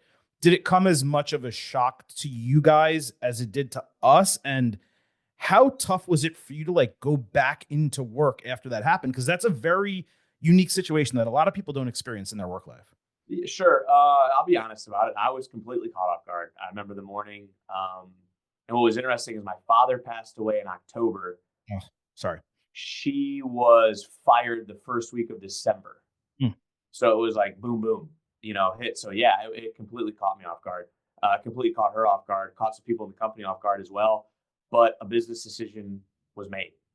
And the only thing we could do is go about it with grace. And now she's back in TNA. She's back home to the promotion she wanted to go back to. She had the opportunity to do so. There is this partnership, this working relationship, which is absolutely unbelievable as well. And, I pinch myself now that I get to call Hardy boys matches, which I never thought I would have done. I was going to ask you about that like an hour ago, but yeah.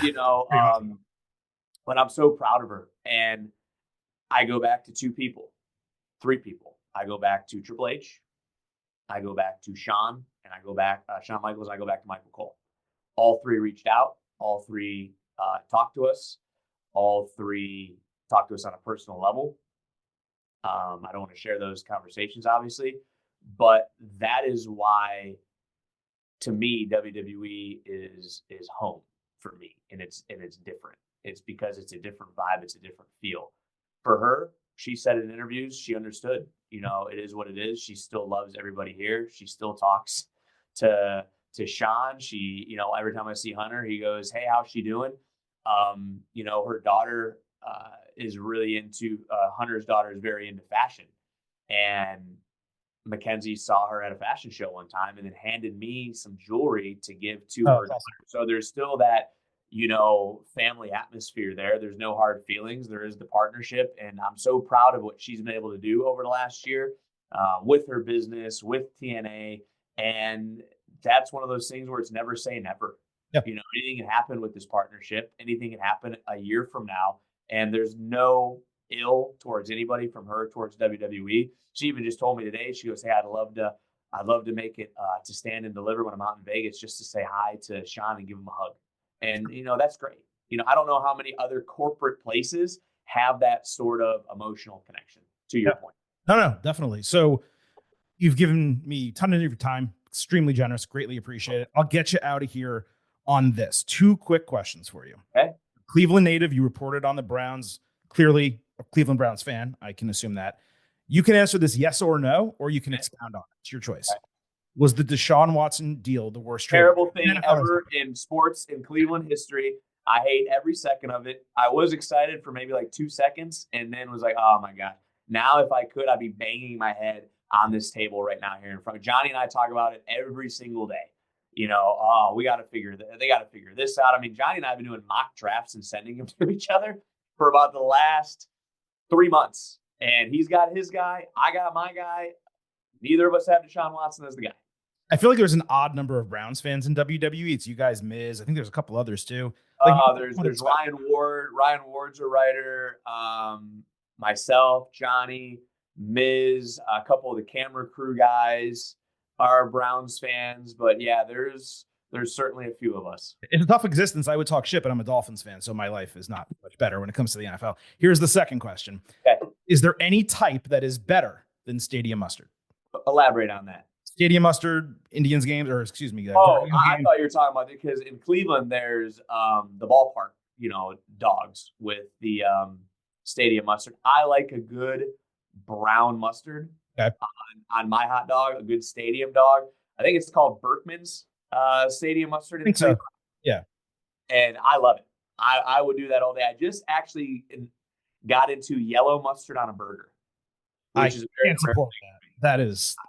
I don't know what it was. It's like ketchup on a hot dog. Don't tell me you do ketchup on a hot dog. That would be problematic. I don't do hot dogs as much as I used to. I do a good cheddar jalapeno smoked sausage or bratwurst. My go-to for brown Sundays is a smash burger on my little, I guess you'd call it Blackstone griddle. Yeah, that's not. My wife got me a big Blackstone. So she knows I love to grill and all that. I do the smash burger. I do 2 slices of cheese. I double stack burger, another 2 slices of cheese, a hot honey on top, and then jalapenos. Okay, but no yellow mustard on that. I just recently got into it, and I have to have a taste for it, to be frank. But if it was my go-to, I'd say no yellow mustard. On a hot dog, I always do put stadium mustard. No ketchup, because the ketchup always comes out big, but definitely stadium mustard. The brown, not yellow, right? Brown stadium mustard. First job I had out of college, one of the people I worked with shipped in stadium mustard from Cleveland, bottles and bottles. I had enough for probably a couple of years. Haven't had it since, but it's one of those things where once you have it, you get it. And it is Bartman's, isn't it? I think there's maybe two brands that are similar, and maybe that's one of them. I'm not totally sure. I'm not from there, so you would certainly know better than me. Now I'm looking it up, because now I'm sorry to take your time on this. No, it's fine. It was the last question. Burtman's. That's it. Yep. Stadium mustard. That is the only. So when I go to a game, I will put that on. If it's at, I'll even do a pretzel into it. Sure. Yeah, that makes sense. Well, don't like yellow mustard on the pretzel. It's got to be either that or some sort of beer cheese. That is 1,000%. We're on the same page there. Yeah, it has to be either beer cheese or a spicy mustard of some kind on a pretzel. Yeah, yellow does not belong there. So, Vic, great having you on the show, man. Greatly appreciate it. Again, you can catch him calling the action of NXT every single Tuesday, 8 p.m. Eastern, on the CW in the United States, Netflix internationally. March 11th, he will be leading the booth. NXT Roadblock, emanating live from the theater at Madison Square Garden. Not just your favorite NXT superstars, the Hardy Boys in attendance, some TNA wrestling involvement, and a huge women's match, of course, with Stephanie Vicaire and Julia. Cannot wait for that, Vic. Just for clarification, by the way, it is not a unification match. I'm so glad you said that. Okay. I never said it was a unification match. I said they were going to, it's title versus title. One woman is walking out with all the gold. So let me just put this on your show. I'm going to have to call you on that, though. I think you accidentally. I don't think I said it's a unification. I think I said it's not a unification match. It is title versus title. If you did, the not the was low and like didn't pick up the same. Probably could have been Booker making a noise. It probably went over it. So let's just clarify this now. Yeah. It's Stephanie Vicaire. It is Julia. The biggest women's match in NXT history. It is title versus title. One woman will leave as the women's and North American Women's Champion. One woman will have two titles. Both titles. I'll make sure. If I did misspoke, which I don't think I did, because I've known it's not a unification match. If I did say it was a unification match because I was trying to smack Booker from making noises or I was hitting Corey for some reason, then I apologize. But it is not a unification match. Heard, and I will make sure we clip that separately even from the rest of this interview. That way it gets out there. Vic Joseph. Don't clip in, though, that I said that I guarantee I didn't say it, because now I'm not 100% sure you told me on the fact that maybe I did.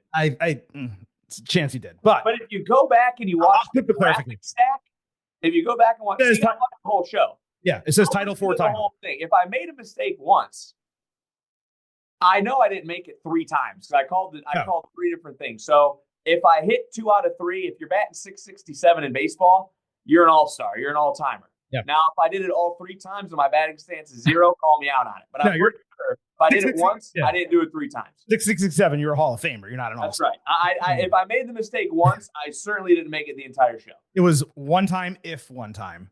Vic Joseph, best of luck at NXT Roadblock. Hope to speak to you again sometime down the road. Hey, thank you very much for the time.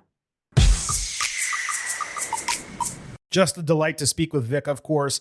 I loved the fact that he gave us candid and thorough answers to the questions about, Corey and Mackenzie, which are, difficult questions to certainly ask someone in his position in a major role still with WWE and friends with one of those. And of course, the significant other of the other. And yeah, between all of that and hearing about his background, his love for WWE, how this was always the job that he wanted. There's a lot of people that get into professional wrestling broadcasting via happenstance. I don't necessarily think, for example, that Michael Cole always wanted to be the lead play-by-play man for WWE, and Joe Tessitore, for how much as he may have loved professional wrestling growing up, I don't think if you asked him maybe 5 years ago, he would have ever guessed that he'd be covering WWE programming. And yet they have wound up in those roles. Vic has wound up where he is. And like he has stated numerous times during that interview, his ultimate goal is to call the main event of WrestleMania. At this juncture, I don't see why that will not happen. I think it's more a matter not of if, but when. And we hope to get him back on the show, maybe even sooner than later. We have NXT Stand and Deliver on WrestleMania weekend. I think it's about 5 weeks away. So perhaps we get him on that Ultimate Preview episode as well. But the door is open here. And I want to, again, thank WWE for making that possible. We still have a ton of show left, though. What did I tell you? We have our NXT Roadblock quasi-ultimate preview, and we are going to break down the debut episode of WWE Evolve. So let's not waste any more time. Let's just get right to it. As mentioned, NXT Roadblock is a 5-match card. It is also not a premium live event. It is airing Tuesday night on television, the CW in the United States, Netflix internationally. So generally when you get these PLE-like cards, but it's a TV special, the newsworthiness of them doesn't always come through. But NXT's kind of rehabbed that a little bit because they put together 2 interesting, cross-branded matches with TNA. There's one TNA title on the line. There's one NXT title on the line. And the possibility, of course, that someone from the other company can win the strap. The question, of course, is going to be, will it happen in either direction? I don't know that off the top, but as we go match by match with these breakdowns, let's go ahead and see what the predictions wind up being. Of course, I will give you a pre-show expectation grade at the end. In terms of the way we're going to cover NXT Roadblock next week, I am not yet sure whether we will do an instant analysis once it's over. That'll probably be determined based on the way the show plays out. But one way or another, it'll either be Tuesday night or Thursday early afternoon. You will have NXT Roadblock analysis coming at you in about 1 week's time. So let's go down this card. We have Javon Evans against Ethan Page in a street fight. This got a split screen interview on the Go Home show. Page intensely reiterated like his original issue with Evans, who shot back that Ethan has been running from him since, and now ain't nobody going to hold him down. Oh no, he got to keep on moving. Javon's promo game has already improved from when he debuted. I'm sure it's going to keep getting better. He is probably the most realistic sounding Gen Z wrestler out there. Like, he speaks exactly the way he speaks, and you're not going to change that. And I love that about him because there's a lot of other Gen Z wrestlers who come into wrestling companies and they try to do the professional wrestling promos. And you just know off screen, if you were out for having a beer with him, I don't even know if he's 21 yet. I keep forgetting his age. I think he's 20 still. If you go to get ice cream with them, let's say, or whatever the case might be, that's not going to be the type of conversation that you're having. But when Javon's on screen, I always believe that's actually him. So I think that's pretty interesting. Now, in terms of this match, I loved that Page beat Evans in their last go around. It was the exact right booking.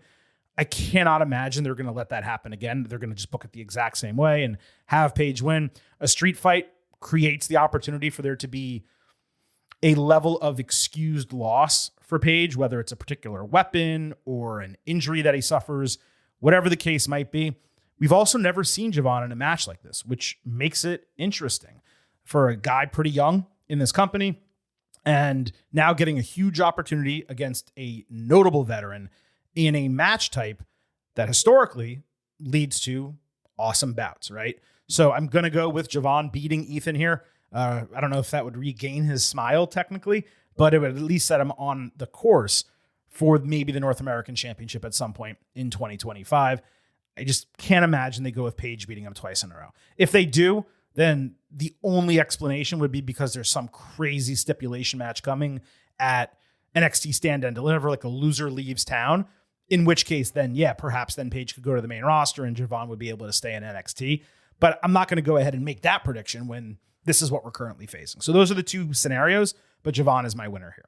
The TNA Tag Team Championships will be on the line. The Hardy Boys defending against Fraxium.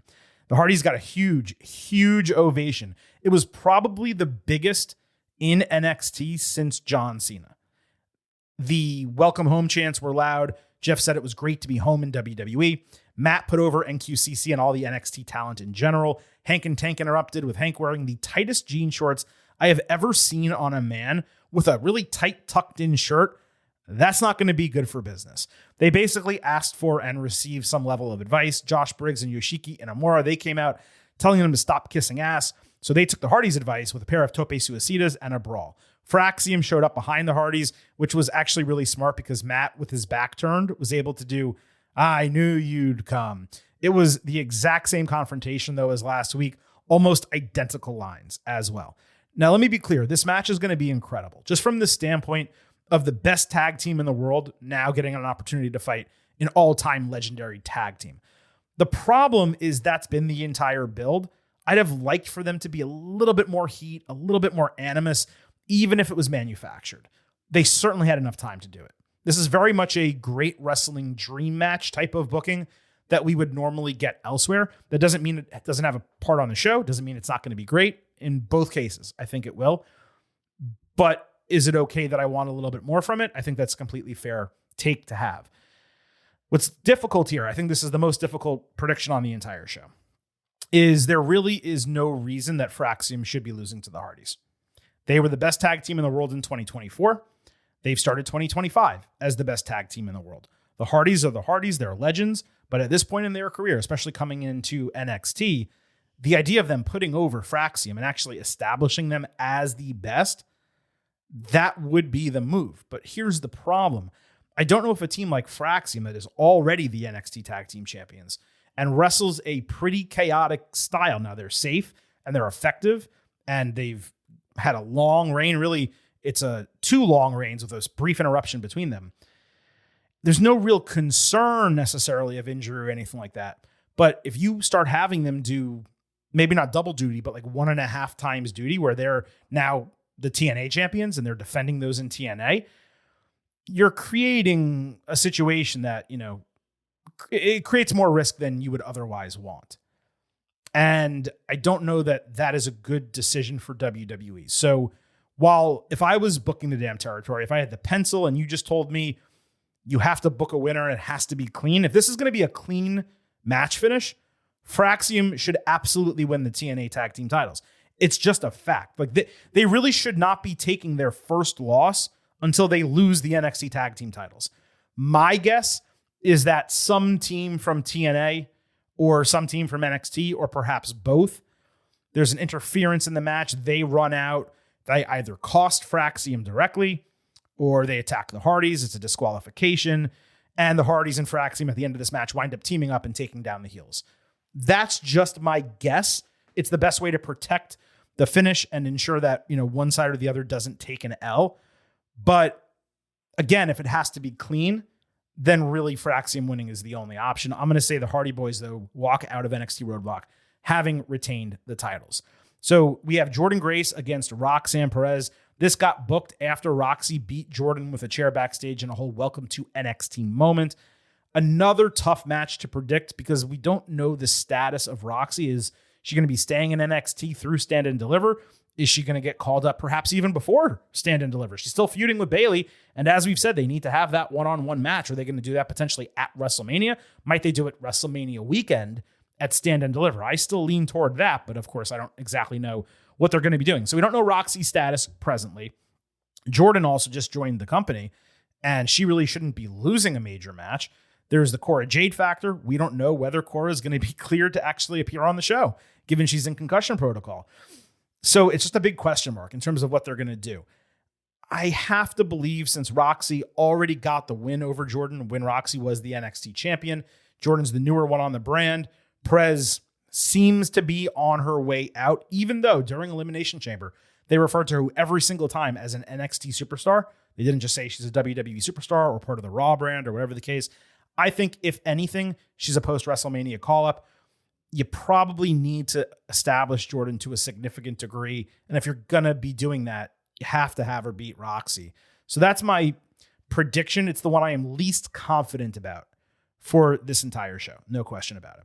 The NXT Championship will be on the line. Oba Femi defending against Moose, who is the TNA X Division Champion, but that will not be up for grabs. This is a Titan versus Titan match, and I enunciated it that way because initially it sounded like they were doing title versus title, which did not work for your boy because, of course, one is the main title of a brand and the other is the secondary title.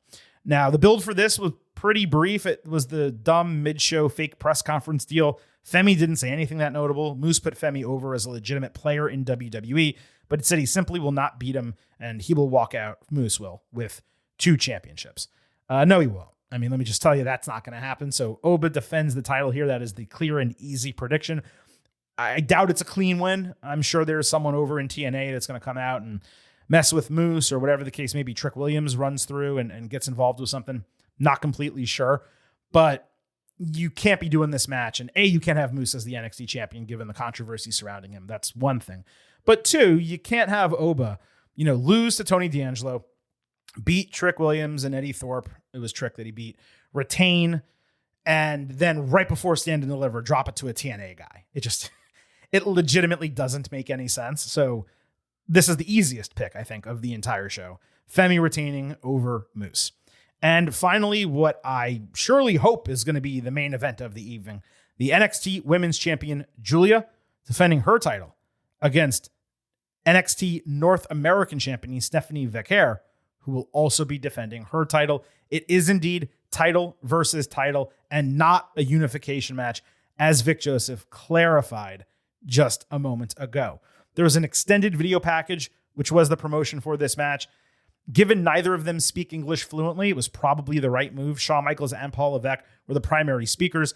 The women also spoke, but it was relatively brief. I'd say the package was like a 7 out of 10, just given there was immensely limited material since it was a short and sudden build. In terms of what Vic said about the match, I went back, checked the tape. He did say unification. He didn't mean it. He corrected it later in the show, and he corrected it right here on the Getting Over Wrestling podcast. That's really all that matters. So fair enough to all involved, those who caught it, and of course, Vic, who didn't mean to say it, slipped up. It all happens. What did I say during that entire interview? Play-by-play is literally the hardest job in sports broadcasting. There's no question about it. So this is title versus title here.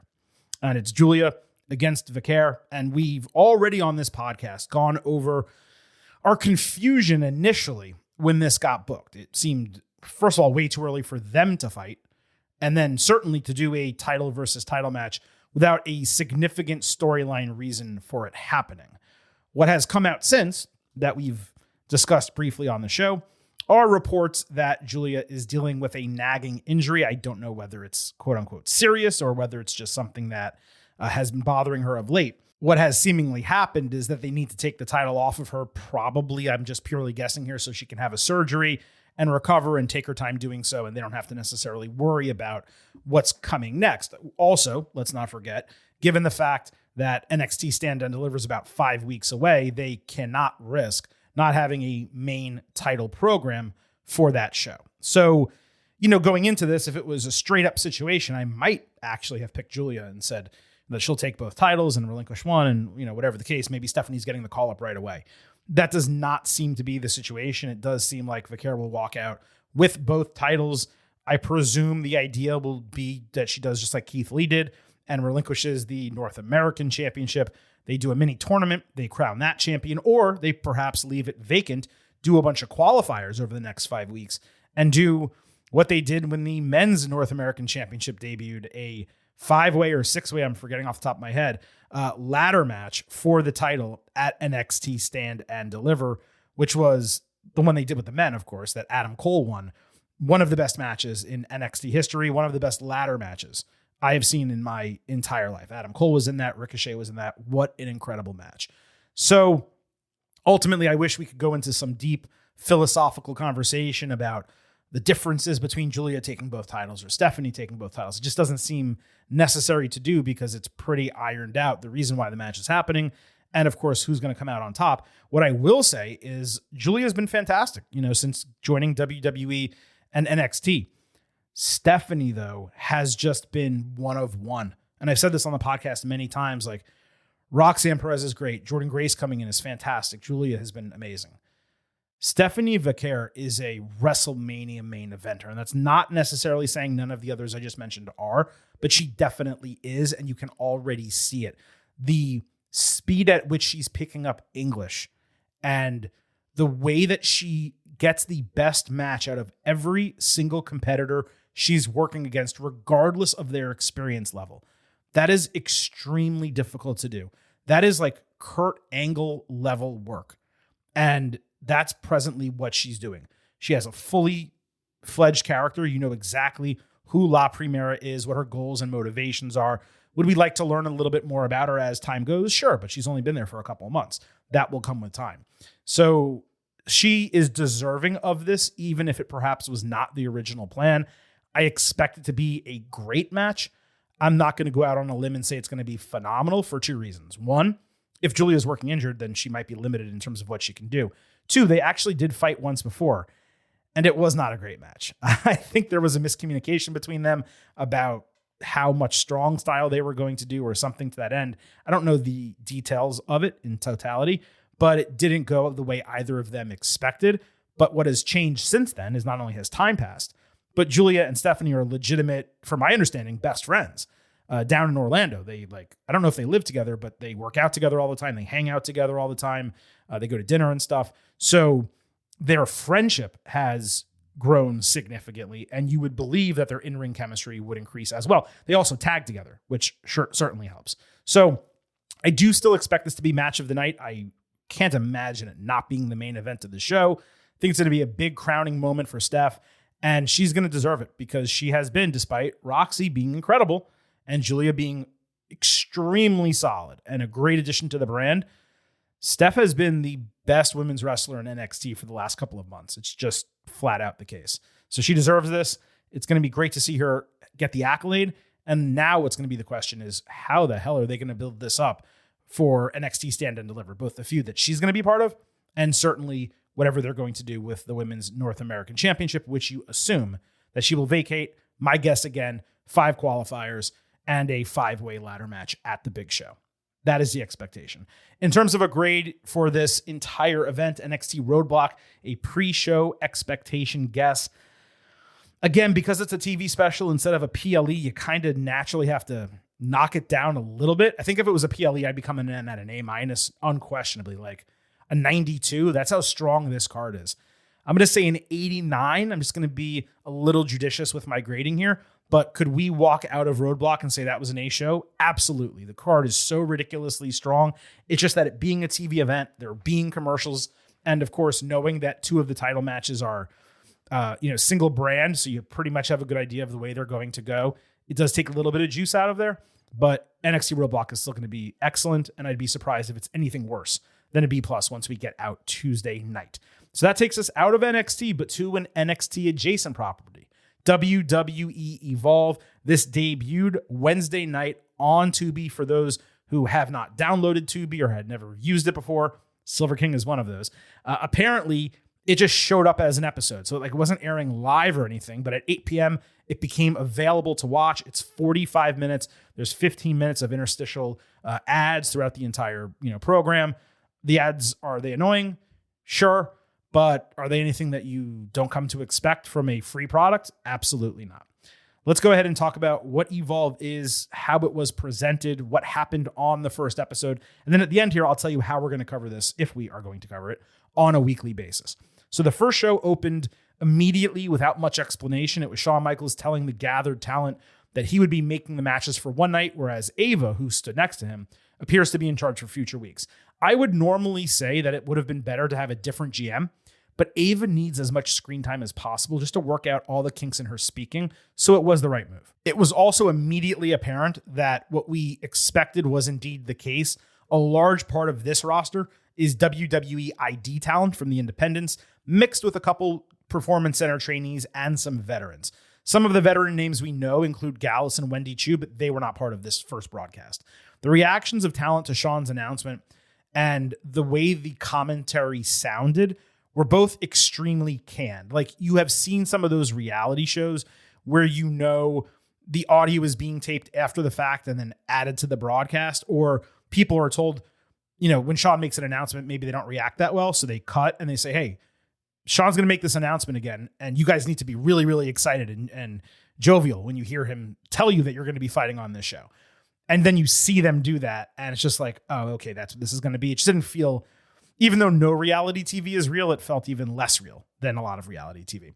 Commentary also sounded terrible from an audio quality standpoint, and there was this white line on the far left side of my TV during the first match, which meant something with the production of the video and the way it was shipped was off. Peter Rosenberg and Robert Stone did commentary. It surprised me just because I figured Blake Howard was going to be doing it, but Rosenberg and Stone were solid. The setup was 2 rows of friends and family behind the old school metal barricades, purple lights on some curtains, a big screen for the entrance, and both a gray mat and gray ropes. I was just glad that neither was purple. I didn't want to think back to 205 Live. I believe the idea was for this to purposefully look basic, just given the level of competition and the overall show concept. There was also a dude, Chewy Martinez. I guess he does like pop culture stuff in Los Angeles. He did a ringside interview. Frankly, he added nothing to the broadcast. And there's no offense intended when I say that. It's just my observation of what we got. And the last production note here is there were bottom third graphic profiles on each competitor, which definitely helped the learning process.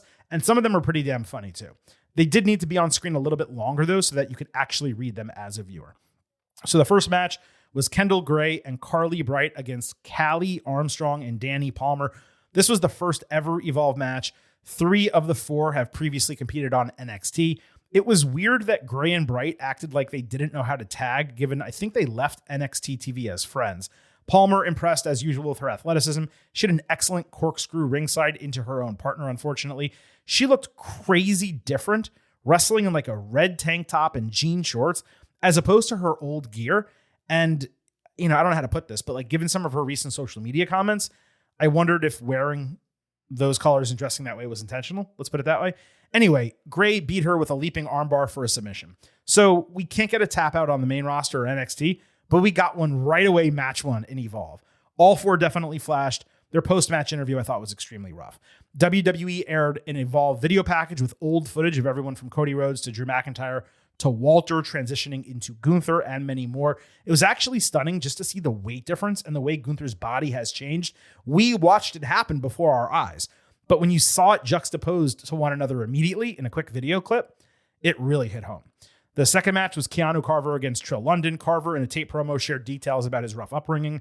It was easily the most realistic part of the entire show. He played for Temple, by the way. Trill London is Trill Williams. He played for Syracuse and 2 years with my Miami Dolphins. Rosenberg, I think, called him a quarterback. He was a cornerback. Trill's only 25, but he said this was a lifetime dream. And I was really looking forward to this match more than anything else. Carver absolutely dominated London, launched him across the ring with a pounce off the ropes. And then he won with like kind of a pop-up powerbomb. Trill sold well, but he didn't sell cleanly. Like he definitely has a lot of work to do. Carver is still wet behind the ears, but he can talk and he has a great look. And having 2/3 of the package already is going to get him pretty damn far. There was a VIP section that was literally a 2-seater couch with a red carpet mat and a single velvet rope. That was kind of funny. Luca Crucifino of NXT and someone called It's Gal, I want to say, were there. I get Luca. I don't know why a no-name dude is a VIP, though. Crucifino cut like a fine promo, but it showed why he's there. He needs a lot more reps. The main event was Sean Legacy, Jack Cartwheel, and Cappuccino Jones against Jackson Drake and Swipe White, Brad Baylor, and Ricky Smokes. The heels got a backstage promo package that was decent. Swipe Right is a great tag team name and a gimmick for a couple young, good-looking dudes in 2025. The face side then got the same time with Jones allowed to do all his coffee references. I'm legit shocked that they're letting Cartwheel use that name. He briefly wrestled in AEW a couple years ago. This main evented, so it was a 3-match show that went an hour, including those commercials as mentioned. Stone said the heels were his favorite trios team of all time. Yeah, bump the Shield or New Day. It's Swipe Right and Jackson Drake. Come on, Stone. What are we doing here? This was the only match that was all WWE ID talent. Cap caught the most buzz from me. Definitely woke me up to his ability. He's got latte talent. He can really brew it. Okay, I'll stop. Cartwheel was crazy impressive. Probably the first guy to actually make gymnastics a huge part of his ring work. Much more believable than like Reggie from the past, who was an acrobat. Perhaps most notable was how well the heels worked as heels. They were all supernatural. Jones hit to Caffeinator, an exceptional flip over neckbreaker out of a DDT setup, plus the Froggy Brew elbow drop for a false finish. And I'd love to know, like, did the Briscoes train him? Is he just a fan of theirs, or is he just honoring them, with a Froggy Bow-like name called Froggy Brew? But anyway, Jones then hit shot of espresso, a Superman punch, only to eat a Spanish fly. Cartwheel hit a crucifix bomb, with Legacy adding a double missile dropkick and an inverted fireman's carry twisting neckbreaker called Shambles for the win. This was easily the best match, most talent on the show, 3.5 stars, and to be the rightful main event for a first episode of TV. As far as whether we're going to review WWE Evolve weekly, I'm not sure yet, right? I'll definitely watch every episode, but the question is going to be whether I can watch them before we tape our normal episode on Thursday. So my guess is that some weeks we will cover it, and then other weeks we won't, and then we'll go and catch up on a couple episodes together. But the focus of the Thursday show is going to remain NXT and AEW, and either way, coverage of Evolve will be notable bullet points and not match-by-match breakdowns like I just gave you. So you're probably not going to get that again when it comes to breaking down Evolve. It'll focus more on like, this person impressed, these moves were cool, here's a production thing that they changed on the show. In fact, I wouldn't be shocked if our Evolve breakdowns are less than 5 minutes themselves, and maybe even like less than 2 minutes many weeks. So Evolve TBD. But next week in this spot on Thursday, we'll have your NXT and AEW show. And because of our schedule change this week, Friday morning, we're going to have a bonus episode of the Getting Over Wrestling podcast. It's going to be your AEW Revolution Ultimate Preview. We're going to get it up first thing in the morning as soon as we can. That way you all can have almost 72 hours until the show to listen to it. But we got the opportunity with Vic Joseph, and Evolve started, the same week. So we felt we had more than enough to do a separate show, which of course has been played out based on the length of this episode. And we appreciate all of you listening to it. It's been a crazy week here for Getting Over. We still have, if you for some reason have not listened to it yet, the WWE Elimination Chamber Instant Analysis. Huge show, already top 8 all time here for Getting Over, and the traffic grows by the day. Our WWE episode on Tuesday, which followed up a lot about the John Cena heel turn and Cody Rhodes, plus it broke down everything that happened across Raw and SmackDown this week. Of course, we're just finishing this Thursday show, all on NXT. Friday, we'll have that AEW show, the Ultimate Preview. And then Sunday night, as soon as it goes off the air, AEW Revolution Instant Analysis. So a 4-episode week, 5 episodes in 8 days. That is the type of performance-enhancing audio we deliver to your ear holes right here on the Getting Over Wrestling podcast. On the way out, let me hit you with some reminders. First, this show It's all about the five. So head over to Apple Podcasts and Spotify, leave a 5-star rating. On Apple, take a little extra time, leave a 5-star written review. If you do, we will read it live right here on the show. Don't forget to subscribe to us on YouTube at Getting Overcast. Not only do you get full audio episodes, you get clips from our old interviews, video clips from our old interviews, and this conversation that we had with Vic Joseph for this episode posted in full on Friday morning. You're not going to want to miss that. Please remember to follow us on social media at Getting Overcast on Twitter, at Getting Over on Blue Sky for episode drops, news, analysis, highlights, all of that good stuff. You can also send in questions and comments for the show. And please also remember, I happen to love the number 5. Hope you do as well. $5 a month, $50 for the entire year. You can become an official Getting Overhead. Just visit buymeacoffee.com/gettingover. Sign up. You'll get bonus audio, the fastest 5 minutes in professional wrestling, instant reaction audio to every major show, and exclusive news analysis every week.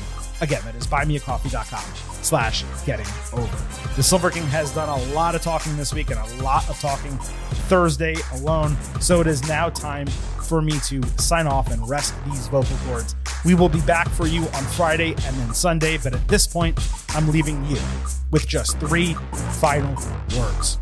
Bye for now.